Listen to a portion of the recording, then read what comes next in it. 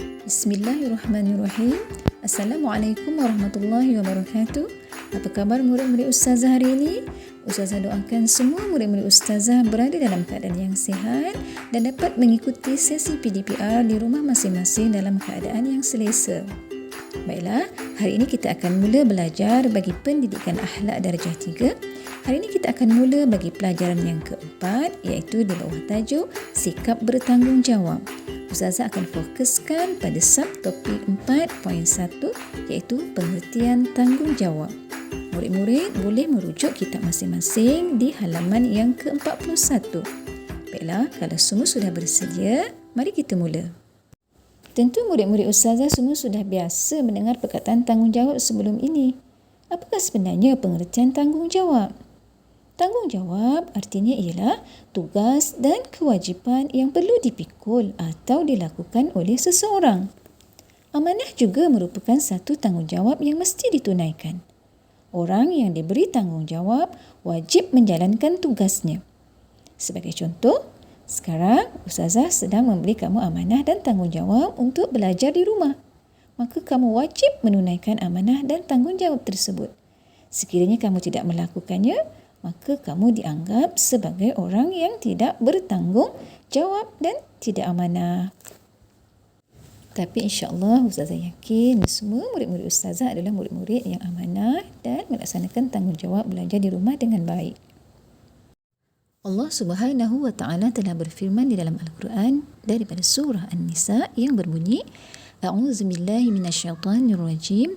Innallaha ya'murukum an tu'addul amanati ila ahliha. Yang bermaksud, sesungguhnya Allah Subhanahu wa taala menyuruh kamu menunaikan amanah kepada mereka yang berhak menerimanya. Terdapat juga hadis Rasulullah berkaitan dengan sifat amanah dan tanggungjawab.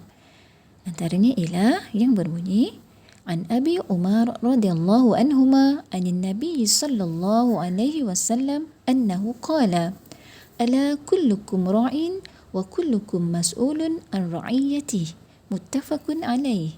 Yang bermaksud daripada Ibnu Umar radhiyallahu anhuma daripada Nabi Muhammad sallallahu alaihi wasallam baginda bersabda, ketahuilah setiap kamu adalah pemimpin dan kamu dipertanggungjawabkan terhadap kepimpinanmu dan orang yang kamu pimpin. Menerusi firman Allah Ta'ala dan juga hadis Rasulullah tersebut, fahamlah kita bahawa pentingnya untuk kita menunaikan tanggungjawab yang diberikan ke atas kita dengan bersungguh-sungguh. Kita tidak boleh dengan sengaja mengabaikan tanggungjawab dan amanah yang telah diberikan ke atas kita. Itu adalah satu perbuatan yang salah dan dianggap dosa kerana menunaikan tanggungjawab adalah merupakan perintah Allah dan juga ajaran Nabi kita, Nabi Muhammad sallallahu alaihi wasallam. Baiklah, sekarang mari kita lihat pula apakah sebenarnya tanggungjawab yang perlu ditunaikan oleh setiap orang Islam ataupun setiap Muslim. Antara tanggungjawab yang perlu dijalankan oleh setiap orang Islam adalah sebagaimana berikut. Yang pertama dan yang paling utama adalah tanggungjawab kita terhadap Allah. Apakah di antara tanggungjawab kita terhadap Allah? Ya, mari kita baca sama-sama. Yang pertama ialah mentauhidkan Allah. Maksudnya kita hanya menyembah Allah yang esa. Kita tidak boleh mensyirikkan atau menduakan Allah dengan perkara-perkara yang lain. Yang kedua, hendaklah kita beribadah hanya kepada Allah. Kemudian, perlulah kita lakukan segala suruhannya dan tinggalkan larangannya. Itulah antaranya tanggungjawab kita terhadap Allah. Seterusnya ialah tanggungjawab kita terhadap Rasulullah, iaitu dengan beriman kepadanya, mencintai Rasulullah lebih daripada mencintai yang lain, mengikuti sunnahnya dan mengamalkan segala ajarannya dengan sepenuh hati. Tanggungjawab kita yang ketiga adalah tanggungjawab terhadap agama Islam itu sendiri dengan cara mengamalkan ajaran Islam dan tidak melanggar segala hukum hakamnya dan melaksanakan rukun iman dan rukun Islam dengan bersungguh-sungguh. Yang keempat ialah tanggungjawab terhadap diri kita sendiri, iaitu dengan cara menjaga keselamatan diri dan kewarasan akal fikiran. melakukan perkara-perkara yang berfaedah dan menjauhi perkara yang sia-sia. Maksudnya, kita semua bertanggungjawab menjaga keselamatan diri kita. Sebagai contoh, sekarang kita tahu kita sedang dilanda dengan wabak COVID-19. Maka kita perlu menjaga keselamatan diri dengan mematuhi SOP yang telah ditetapkan. Kita juga perlu menjaga kewarasan akal fikiran kita. Jangan melakukan perkara-perkara yang boleh menyebabkan akal fikiran kita rosak. Sebagai contoh, mengambil dadah, menghidugam atau sebagainya. Semua perbuatan itu adalah perbuatan yang tidak bertanggungjawab. Tanggungjawab seterusnya ialah tanggungjawab terhadap ibu bapa.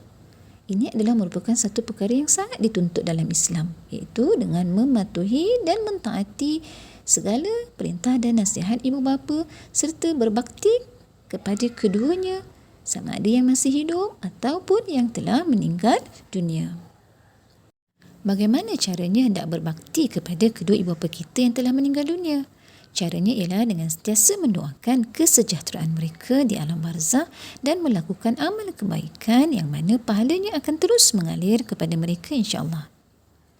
Tanggungjawab yang keenam ialah tanggungjawab terhadap negara, iaitu dengan cara menghormati undang-undang yang telah ditetapkan oleh pihak pemerintah, mematuhi rukun negara dan berusaha menjadi warga negara yang baik dan menyumbang kepada kesejahteraan masyarakat.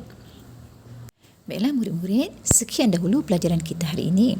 Sebelum kita tamatkan penerangan kita hari ini, mari kita ulang semula apa yang telah kita pelajari tadi. Apakah ada pengertian tanggungjawab? Ya, tanggungjawab artinya ialah tugas dan kewajipan yang perlu dipikul atau dilakukan oleh seseorang. Apa pula tanggungjawab bagi setiap Muslim ataupun setiap orang Islam? Ada 6 tanggungjawab utama bagi seorang Islam. Yang pertama ialah tanggungjawab terhadap Allah, tanggungjawab terhadap Rasulullah, tanggungjawab terhadap agama Islam itu sendiri, tanggungjawab terhadap diri sendiri, tanggungjawab terhadap ibu bapa dan tanggungjawab terhadap negara. Ustazah doakan semua murid-murid Ustazah boleh memahami pelajaran hari ini dan boleh memupuk sikap tanggungjawab dalam diri masing-masing. InsyaAllah kita akan jumpa lagi pada sesi penerangan akan datang. Sekian dahulu. Ma'assalamah wa ila liqa. Assalamualaikum warahmatullahi wabarakatuh.